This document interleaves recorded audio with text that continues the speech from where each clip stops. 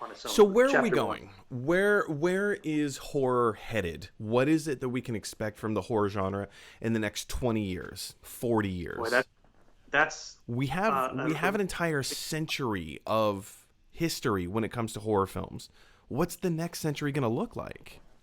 well. Here's the cool thing that makes this the new golden age of horror, is that horror now has become. When I was a kid, horror was still kind of scoffed at, like, oh, only those kind of people watch those movies, Right. like.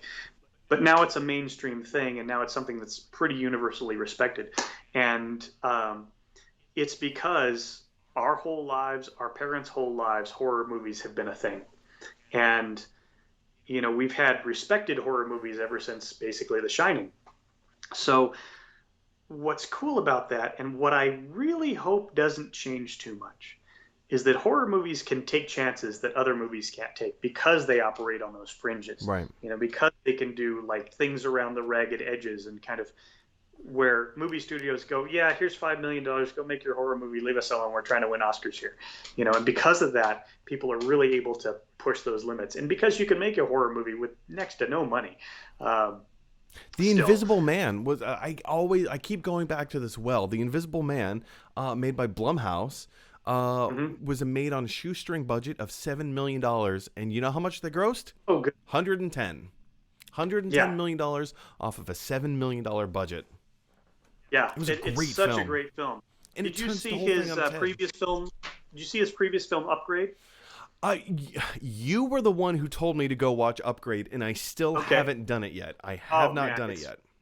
It's good in all the ways that Invisible Man is good. It's just it's a really surprising film and smarter than you think. The Yeah. coolest thing about Invisible Man is that both the villain and the heroine are incredibly smart and incredibly resourceful. Yeah. And that's really neat because occasionally you see a movie where the villain's smarter than the protagonist, but just barely. But what I love about that movie is that both of those people are smarter than anybody watching it, which is really cool to see. It's really neat to see somebody like, she's very scarred by what's happened to her, and you can see that take a toll on who she is. But Yeah. at the same time, her resourcefulness and her smarts are just off the charts, and you just really root for her because of that. And at the same time, like one of the great villains of all time, James Bond's Goldfinger, he's always a step ahead. Oh, man. Always a step ahead Yep. of Bond. Always just a little bit smarter, a little bit faster, a little bit quicker, and he just like leads him wherever you want him to go. So it makes that payoff at the ending just so much better. So much it's sweeter.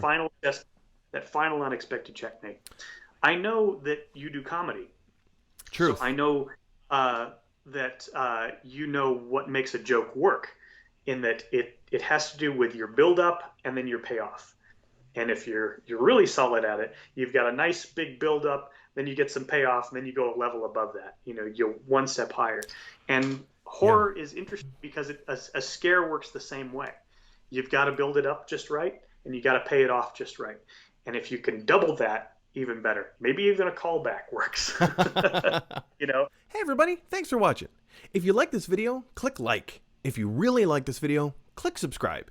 And if you really, really like this video, click share. Because that is exactly what Jaws the shark would want you to do. Dun dun dun dun dun dun dun dun dun dun dun dun dun dun dun.